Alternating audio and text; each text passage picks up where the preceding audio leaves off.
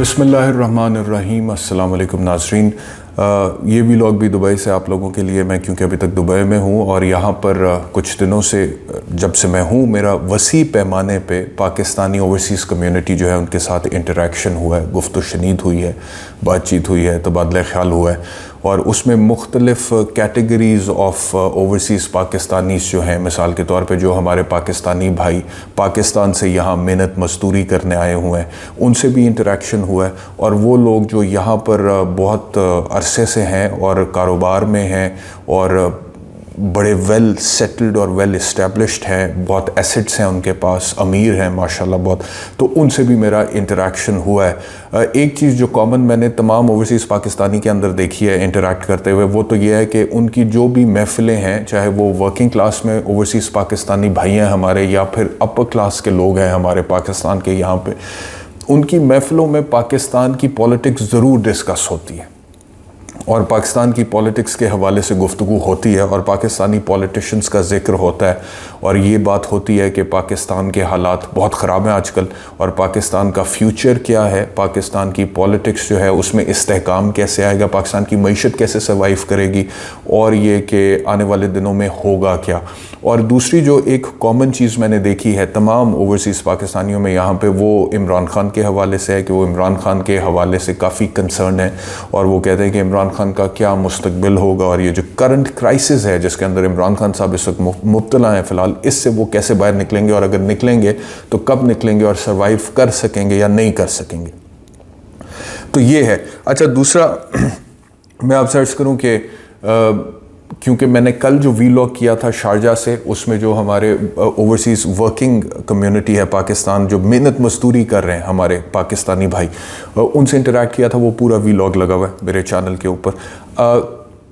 कल रात को मैं एक शादी पे गया था, वहाँ पे मैं इनवाइटेड था और वो जो वहाँ पे जो लोग आए हुए थे वो माशाल्लाह बड़े वेल सेटल्ड थे, वेल टू डू थे और उनके अपने कारोबार भी थे और वो बहुत मतलब कि इकोनॉमिक पॉइंट ऑफ व्यू से, फाइनेंशियल पॉइंट ऑफ व्यू से बड़े स्ट्रॉन्ग हैं यहाँ पे ओवरसीज़, यहाँ पर रहते हुए बड़े बड़े बिजनेसेस, कारोबार हैं उनके और प्रॉपर्टीज़ होल्ड करते हैं, रियल एस्टेट में हैं बहुत सारे लोग उनमें से। तो वो उनकी शादी मैंने अटेंड की।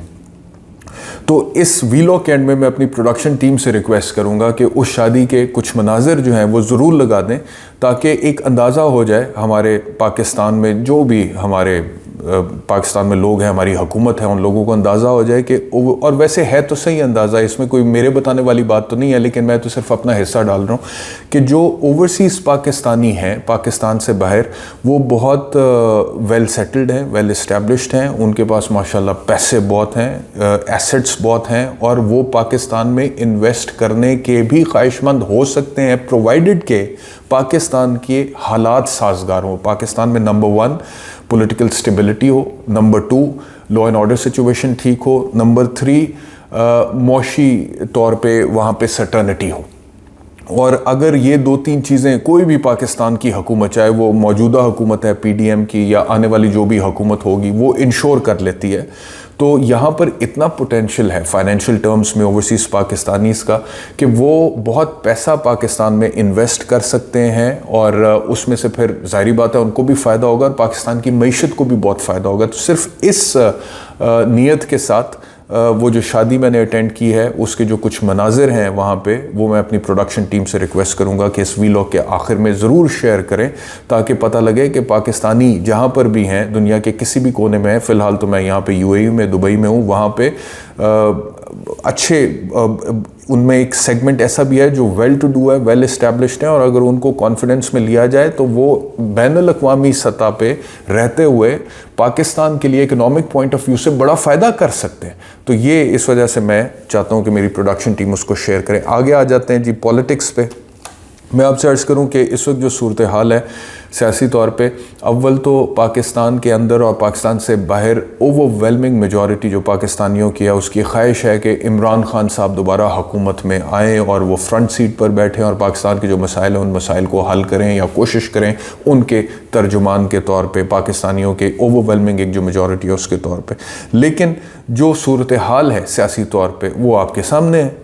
तो इस वजह से मैं इस वीलॉग में अभी इमरान खान साहब से हटकर जो इस वक्त एक सियासी पोजीशन है, जो एक सियासी मंजरनामा है, उसको डिस्कस करके आपके सामने रखता हूँ कि हो क्या रहा है और PMLN क्या चाह रही है और पीपल्स पार्टी क्या चाह रही है। अभी तक तो PDM की हुकूमत है, ये 12-13 जमातों का एक भानुमती का कुंभ है जो कि इकट्ठे हैं और वो हुकूमत में बैठे हुए हैं। अब आगे जो इलेक्शंस होते हैं, अगर होते हैं, वैसे तो क्योंकि ये इम्कान है कि केयर टेकर सेटअप भी लंबा हो सकता है और अगर वो लंबा होगा तो फिर वक्ती तौर पे इंतखाबात नहीं होंगे, लेकिन जब भी इंतखाबात होंगे मिसाल के तौर पे, और वो होंगे तो सही, जब भी होते हैं तो उसमें PDM का जो इत्तेहाद है ये मुझे कायम रहता हुआ नज़र नहीं आता। इसमें टूट फूट होती नज़र आ रही है जो कि ऑलरेडी शुरू हो चुकी है। आज़ाद कश्मीर में एक ज़िमनी इंतखाब हुआ है और आपने देखा है कि पीपल्स पार्टी और PMLN किस तरह एक दूसरे के आमने सामने थी। अब जो आने वाला इंतखाब है इसको भी लेकर PMLN और पीपल्स पार्टी की कोई मुश्तरका हिकमत अमली नहीं है। पाकिस्तान मुस्लिम लीग नवाज सोलो फ्लाइट लेना चाहती है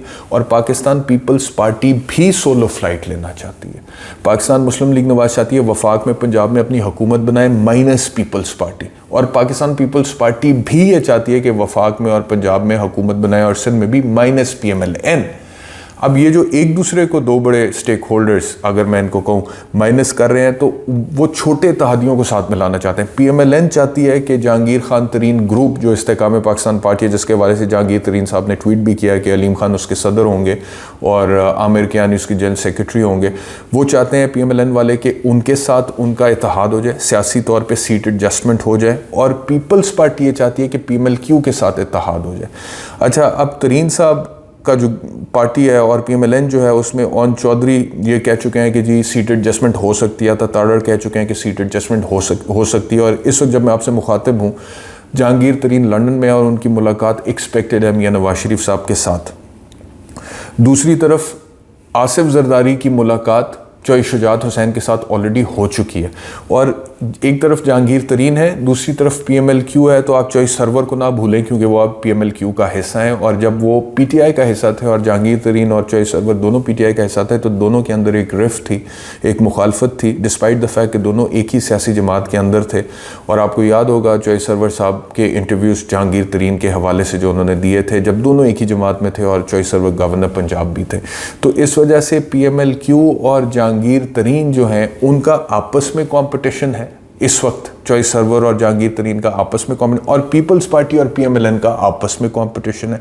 उधर PMLN की इस वक्त जो है लाइन सेट हो रही है इस्तेकाम पाकिस्तान पार्टी के साथ, और पीपल्स पार्टी की लाइन सेट हो रही है इसके साथ जी, PMLQ के साथ। और कोशिश इनकी ये है कि सोलो फ्लाइट लेके वफाक में हुकूमत बनाए, पंजाब में हुकूमत बनाए और एक दूसरे को माइनस करें। और ये जो सूरत हाल है ये अपनी जगह पर है, लेकिन जो पाकिस्तान की मईशत है उस पर बहुत बुरा असर पड़ रहा है पाकिस्तान के सियासी अदम इस्तेहकाम का। क्योंकि बजट आपके सामने अभी आपको पता है फाइनेंस मिनिस्टर ने दिया है, और उन्होंने कहा कि 14,500 अरब इस बजट का हजूम है, जिसमें से खसारा 7,500 अरब है। अच्छा, अब पाकिस्तान वो कहते हैं डिफ़ॉल्ट नहीं करेगा। क्यों नहीं करेगा? क्योंकि हमारे पास एक प्लान भी है। वो प्लान भी क्या है वो हम पब्लिकली बता नहीं सकते। वो पब्लिकली क्यों नहीं बता सकते? सवाल है कि वो पब्लिकली क्यों नहीं बता सकते। उसकी दो वजूहात हो सकती है। नंबर एक तो ये हो सकता है कि प्लान बी जो है वो मिसाल के तौर पे अगर वो समझते हैं कि IMF के साथ एक नया मुआहदा हो जाएगा और दोस्त ममालिक के पास चले जाएंगे, तो IMF के साथ पहला जो मामला था वो तो पूरा हो नहीं सका, तो उसके नामुकम्मल होते हुए एक नया मामला शुरू होगा, तो उसमें फिर सख्त शराइत आएंगी। दोस्त ममालिक की बात करें तो उन्होंने भी अपनी जो बात है वो जोड़ी हुई है IMF के साथ कि आप पहले IMF को मुतमईन करें तो फिर हम भी आपके साथ हैं। तो एक तो ये है, उसमें जो भी प्रॉब्लम उनको आ रहा है वो डिस्क्लोज नहीं करना चाहते। एक तो ये वजह हो सकती है। दूसरी क्या है? दूसरी ये वजह हो सकती है कि अगर IMF बेल आउट नहीं करता और दोस्त ममालिक से भी पाकिस्तान को कोई फेवर नहीं मिलता, तो फिर कौन बचता है जो कि बेल आउट करेगा पाकिस्तान की हुकूमत को कि पाकिस्तान डिफ़ॉल्ट ना करे? वो पाकिस्तान के अवाम है। वो कैसे करेंगे बेल आउट? वो मज़ीद टैक्स पे करेंगे, हुकूमत महंगाई कर देगी, टैक्स लगा देगी, चीज़ें और महंगी हो जाएगी। तो वो नहीं बताना चाहते हैं क्योंकि लोग फ्रीक आउट ना करें। इलेक्शन आने वाले हैं। पहली PDM की हुकूमत की जो पिछले 1 साल की कारकर्दगी है उसके ऊपर लोग जो हैं कितनी तनकीद कर रहे हैं आपके सामने। तो अगर वो अभी कह दें कि जी मज़ीद टैक्सेस आएंगे या ये होगा वो होगा, तो ज़ाहिर बात है उसे सियासी तौर पर मकबूलियत इफ़ेक्ट होगी। तो वो इस वजह से नहीं बताना चाहते। लेकिन इस सारी सूरत हाल में जो लूज़ कर रही है वो पाकिस्तान की इकॉनमी लूज़ कर रही है। तो बहरहाल इस वीलॉग में इतना ही, और मैं अब चाहूँगा कि जो मैंने यहाँ पे ओवरसीज़ पाकिस्तानी कम्युनिटी के साथ इंटरेक्ट किया है, जो कल मैं एक शादी में गया हुआ था, उसके चंद मनाज़र आप लोगों के साथ मेरी प्रोडक्शन टीम शेयर करे, इस अंडरस्टैंडिंग के साथ कि ये पता लगे कि हमारी ओवरसीज़ पाकिस्तानी कम्युनिटी में पोटेंशियल बहुत है। अगर पाकिस्तान में मामला ठीक हो, सियासी इस्तेहकाम हो और लॉ एंड ऑर्डर सिचुएशन ठीक हो और रूल ऑफ लॉ हो, तो फिर ओवरसीज़ पाकिस्तानियों के पास बहुत पैसा है पाकिस्तान में इन्वेस्ट करने के लिए, जिससे ना सिर्फ उनको फ़ायदा होगा बल्कि पाकिस्तान को फ़ायदा होगा, पाकिस्तान की मईशत को फ़ायदा होगा और बहुत सारे मसाइल का हल हो सकेगा। तो हैविंग सेड दैट, आप वो देख लें कुछ मनाजिर और मुझे इजाज़त दें। बहुत शुक्रिया। अल्लाह हाफ़िज़।